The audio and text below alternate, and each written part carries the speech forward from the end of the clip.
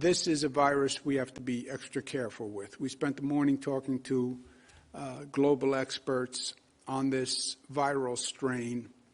The numbers are frightening on the increase of the transmittal of the virus. Even if the lethality doesn't go up, the fact that it is so much more transmittable is a very real problem. And look, we are in a foot race right now, as we said, between the vaccine implementation versus the infection rate and hospitalization capacity. That's the foot race. This UK strain changes the whole foot race because the UK strain, the rate of transmission goes way up. The rate of infection goes way up. And it's no longer the race that we were running. Apparently, the UK strain can actually overtake the original COVID strain in a matter of weeks. That's how quickly it can transmit. This is something that we have to watch and we have to pay careful attention to. The UK strain is not only in the UK, it's in South Africa, it's in 33 other countries. But it dramatically increases our challenge, and we have to be aware of it. You know, this virus has been ahead of us every step of the way. And this country has been playing catch-up every step of the way. And it's time we stop, and it's time we become more competent. You know, government was competent. Government is supposed to be competent. Government leaders are supposed to be competent. They're not supposed to be about excuses and apathy and bureaucracy. Why do we not have mandatory testing of everyone flying into this country? I mean, why not? Not a travel ban, just mandatory testing. We have gone through this. Just test all international travelers before entry. Tell the airlines you have to test them before they get on a plane to come to this country. Or say, if you land in this country, we're not going to allow you in until you take a test. 140 countries banned or required testing of UK travelers before the United States acted. 140 countries. New York acted before the United States. I called the airlines and I said, I want New York to be added to the 140 countries. And they added New York to the 140 countries. What's really infuriating, this is what happened to us last spring. Learn the lesson. The virus left China. The virus went to Europe. It was in Italy. It was in the UK. People got on a plane, came to New York. And that's why New York had the explosion. That's what I call the COVID ambush. We've learned nothing. So now there's a second strain, and it came from the UK again. And again, the USA did absolutely nothing. Secretary Azar, Dr. Redfield, how you can explain to the American people your lack of action, your negligence, your irresponsibility. 140 countries banned people from the UK, and you did nothing. You know that there are viral strains in other countries now. You know that as a fact. Why wouldn't you mandate testing? How many times do you have to learn the same lesson over and over? What happened to competent leadership in government? The USA must act. If the United States won't act, then New York State will act. But I can't allow people to fly into this state who we know are coming from countries that have other viral strains. New York loves being the gateway. We welcome people from all across the globe. We are on the Eastern Seaboard. That's always been our role. That's how we all wound up here. We celebrate it. But to allow the virus to be landing at our airports and to make New York a petri dish and the federal government does nothing, I can't allow that to happen. I wouldn't be doing my job as governor of the state of New York. Let's take some questions. Thank you, Governor. If you would like to ask a question, please use the raise hand function at the bottom of your window. We'll take a brief moment to compile the Q&A roster.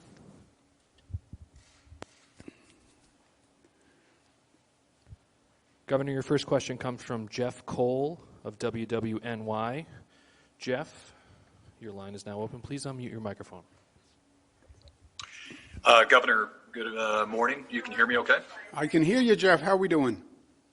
Not bad. Hello from Watertown. There's a lot of COVID data online, and when it comes to hospitals and how many doses that they have been given and how many that they have used, there's a deadline that you set. Is New York going to require this information to be reported and posted online? We're finding that some hospitals don't want to be very transparent with that. Yeah, this is a little bit of a work in progress. We posted online. When I don't know if we did it. I guess we considered online. We released yesterday the 10 fastest and the 10 slowest. And it's Department of Health data that they confirmed. By the way, it embarrassed some hospitals that were slow performers. It wound up showing some hospitals that were performing very well, and the ones who were performing very well were happy, and the ones who were shown to be slow were upset. But life is about accountability. Some of the hospital management said in defense things that were not true. The data that was reported was not for allocations they had just received. It was from allocations they had received over the first 2 weeks and not the most recent allocation. So they were slow in distributing older allocations. Also, you have some hospitals who have only done half their workforce.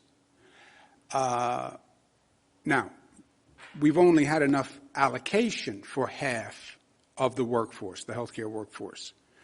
But some have only done half the workforce. We have to do better than vaccinating half of our healthcare workers. If a hospital says only half of their employees will take the vaccine, we have a problem. Critical mass on this vaccine is 70 to 90%. Healthcare workers who are the most informed, I don't think it's possible or credible that only half of them will take the vaccine. I have also been deluged with phone calls of healthcare workers saying, I can't get a vaccine. And I'm going out there every day and I haven't gotten a vaccine. So it's a combination of slow hospitals and we've only had half the allocation for the healthcare workers from the federal government. Now, when I talk about slow hospitals, I have greatest respect for nurses and doctors. I'm sure they're all doing everything they can, and they've done a fantastic job. It's the leadership that I'm talking about. You know, the nation at war and the army keeps losing. President calls and fires the general. It's not a comment on the soldiers. Soldiers are killing themselves. The general gets fired. End of the losing football season, it's the coach that gets fired. It's about the leadership. So it's nothing about the nurses and the doctors. It's about the leadership. It's about the management. It always is. And that's taking responsibility and accountability. We'll continue to release the high and the low performers, but I don't know that the data is ready to a place where we could distribute it widely. Is that fair enough? Yeah, and as the governor said, we have 636 providers who have enrolled. This number is growing, who are currently getting the vaccine. This number is going to grow. It's important that they are aware of what data they need to submit. They're submitting it timely in an accurate manner until we can work through that with them. And as the governor said, our plan is to have a public dashboard as soon as we can, but we want to make sure the information we're putting out there, everyone can rely on. Yeah. And just to be clear, the figures that we used yesterday were for the first 3 weeks of allocation. We're in the 4th week. We did not include this week's allocation. This is from the preceding week 1, week 2, week 3. So if they want to complain about accountability, know your facts. And facts are facts. I think hospitals shouldn't complain about the transparency, because if you're doing your job, then what are you worried about? And if you're not doing your job with a vaccine that could be the matter of life and death, then people have a right to know. Next question, operator. Thank you, Governor. You now have Keisha Clucky from Bloomberg. Keisha, your line is now open. Please unmute your microphone. Hi, Governor. Thanks for taking my question. If you don't mind, just twofold in there. Why are the hospitals so slow? Is it possible that they maybe were over-allocated vaccines? And then also, what's the legal ramification or legal side to fining the hospitals, particularly public hospitals as well? If you find the public hospital systems, wouldn't that just hurt the state in terms of funding? Thank you. Yeah. On the hospitals, 1A is hospital healthcare workers. Using the hospitals to distribute to healthcare workers makes eminent sense. As I mentioned, we also have 600 other places in the state, retail outlets, 600 other retail outlets where healthcare workers can go now to receive the vaccine. But it was primarily through the hospitals, because that's where the healthcare workers are. Many of them have done a great job. Some of them are slow. Some have been at 99%. Some of them are at 15%, whatever it was on the bottom. So there's a very wide spectrum. Were they over-allocated? No, because our allocation is we've only received enough vaccine for half of the healthcare workers. We've only received enough vaccine for half of the healthcare workers. So, no, we don't have enough vaccine to go to all healthcare workers. Then why are they slow? A variety of reasons. These are 194 hospitals. Some of them, frankly, operate better than others. It's like anything else in life. You take 194 barbershops. Some are going to operate better than others. You take 194 government agencies. Some are going to operate better than others. You take 194 city governments. Some mayors are better than others. You take 50 states. Some governors are better than others. It's the marketplace. It's human nature. They have a whole host of reasons, but we can't. We have to vaccinate the healthcare workers. Now, again, we have 194 hospitals. If a hospital doesn't do it well, that's fine. But then I want to use a hospital that does do it well.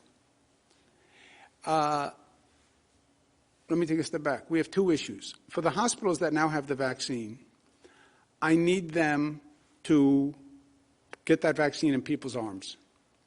And if they don't do that, they can get fined, or we can retrieve the allocation. Retrieving the allocation is a problem because this is refrigerated, it's not easy to transport. So for those hospitals that have it already, use it or lose it, you won't get any more, and you can be fined. Going forward, we just won't use those hospitals again. There are other hospitals, use the hospitals that are better at administration and are faster and more efficient at doing the job. We have 194 hospitals. We don't have to use every hospital. And we're going to have thousands of retail centers. So we want to use the hospitals that are better at doing it. And I've spoken to dozens of hospitals. It's a function of that hospital. You know, you have hospitals where they've only done half their employees after 4 weeks. You know, how do you explain that? Well, the other half wouldn't take it. That would be a real debacle. But we didn't have a chance to do it, you know. Dr. Zucker is the great defender of the hospitals, being as he's the doctor. So I'll ask him for his rationale. I think the governor has nailed all the key points here. The hospital systems, I've spoken to several of the hospital CEOs. They need to be aggressive, and they recognize this. Some are just more efficient at moving things forward. I think that they'll push forward to get all those vaccines in employees' arms, and I remain optimistic about that. And look, your point about the fine, this is not about money. This is about saving lives. We're not really interested in collecting fines. We're really interested in, for those hospitals who now have the allocation and are slow, move the allocation. Move it quickly. We're serious. And if you don't want to be fined, just don't participate in the program. It's not a mandatory program. We don't have to have all 194 hospitals. Just say, I don't want to do it. That's fine.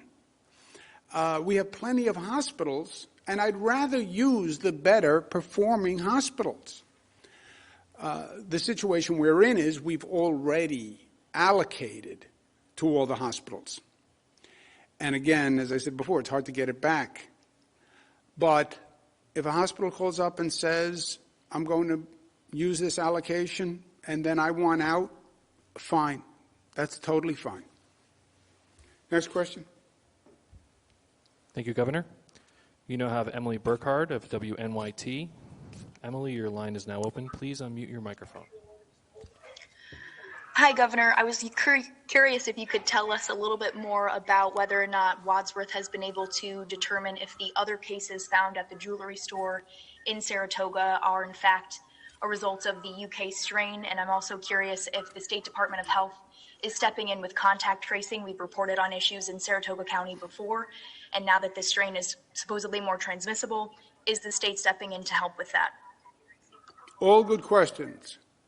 We're going to turn them right over to the Commissioner of the Department of Health, since they are all specifically Department of Health questions. Thank you. With regards to the contact tracing, we're doing an aggressive contact tracing of all of those who were in the store. This has been taking place since the minute we learned about this. Regarding the issue of the testing and do we have any further information, it takes 44 hours or so to do the actual genome testing. So we learned about this yesterday. We got the samples yesterday, and we are doing this. And as soon as we have answers, we can provide that. I will note that we do this a lot quicker and a lot more efficiently than the federal government. The CDC takes a lot longer than that, and other states have reported it take several weeks to get results back from the federal government. So we're moving very quickly on this regarding the samples that have come to see whether the other individuals had the UK strain or have the UK strain. Thank you. Actually, it's a very involved test for this UK strain. It takes the CDC 2 weeks to do a test. It takes Wadsworth about 40 hours to do a test. As you know, the normal COVID test is very quick. So it is a complicated situation.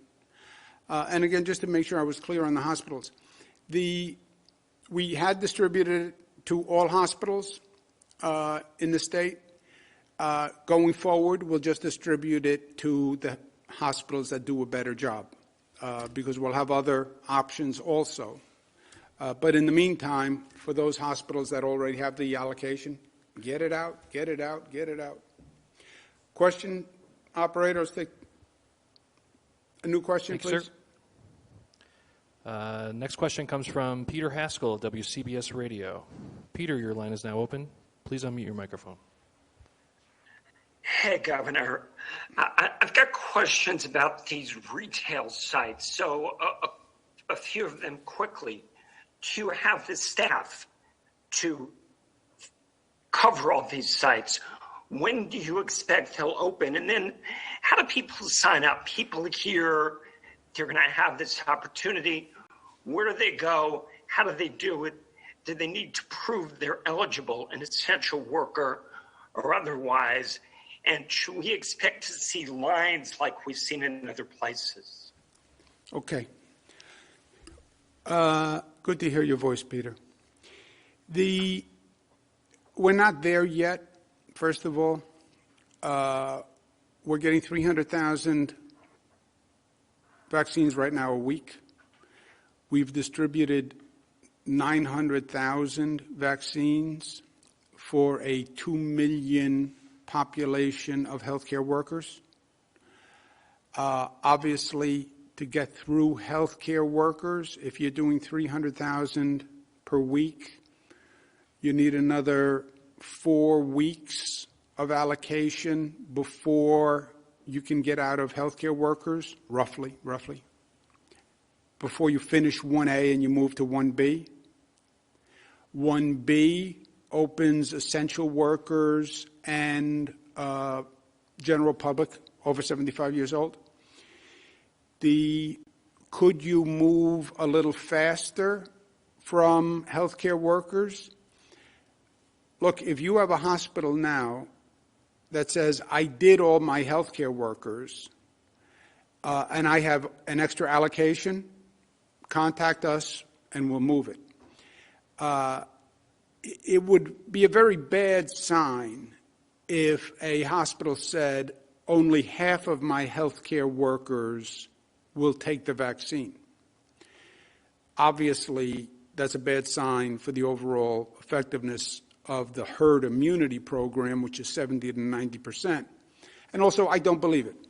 I don't believe a hospital that says only half my workers will take it. I can tell you I'm deluged with phone calls from healthcare workers who are saying, I want the vaccine, I can't get it. We expect about a 70% acceptance rate of the vaccine. Federal officials will say 70 to 90. I don't think you ever get near 90. I think if I was offering to give away cash to New Yorkers, I don't think we'd have a 90% acceptance rate. So, but a 30% refusal, 25% refusal is what we expect to see from the healthcare community, but not 50%. The retail component is this. Every year you do the flu vaccine. Who administers the flu vaccine? The private market administers the flu vaccine.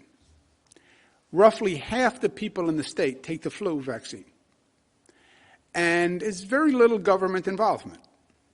There's a whole private market that can distribute vaccines. We now have today, Peter, in New York City, 200 retail outlets for you to get a vaccine. Just check that number. 207 in New York City. 207. I know you're specific, Peter. If I said 200 and it was 207. 207 retail outlets today in New York City where you can get a vaccine if you are eligible. Now, you'd have to go there and prove that you are a healthcare worker, EMS, EMT, doctor, nurse, etc. And you have to show proof of that at that facility. Next tranche, the essential workers, what I'm asking today is as many essential workers, police, fire, teachers, transit workers, as many of them as can use their own networks, that would be great. Their own networks, meaning either their employees can vaccinate that unit, police have EMS, EMT, fire department can vaccinate police, etc. Teachers have a healthcare network, transit workers have a healthcare network. As many of them that can handle it themselves, great. Otherwise, we have the retail system. The retail system will be hospitals, will be pharmacies, 5,000 pharmacies in the state, just the way you do a flu vaccine, will be federally qualified health centers, will be urgent care centers, will be local health departments. And when you get to the general population, it's easier, Peter, because the main criteria is going to be your age. So your license would do it, right? There are many pieces of ID that can actually document your age. But again, this is down the road. But that retail system has been used in the past. We've been using it now to do the COVID testing, right? So we'll implement that. And then we'll have supplemental efforts, as we did with COVID testing, state-sponsored drive-through sites, Javits Center will operationalize, and then special outreach to Black, Latino, and poor communities. So that's where we are. Let's take one more. Thank you, Governor. Your final question comes from Michael Gormley of Newsday. Michael, your line is now open. Please unmute your microphone.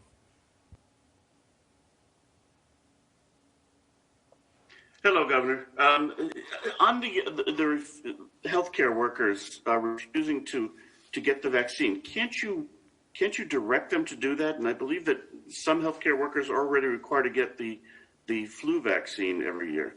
And then just as an aside to that, if I can, if you could allow us to resume having follow-up questions, that might be helpful for the public and for you. I know that you wanted us to clarify some of our questions in the past, and we weren't able to talk to you. Thank you. Thank you, Michael. We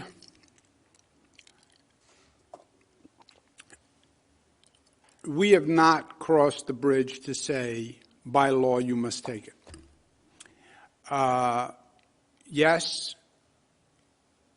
Well, there is a legal question as to whether or not, with what's called an emergency authorization, you can this is an emergency authorization, federal approval. There is a complicated legal question as to whether or not you can mandate a person take a vaccine that is authorized as an emergency authorization.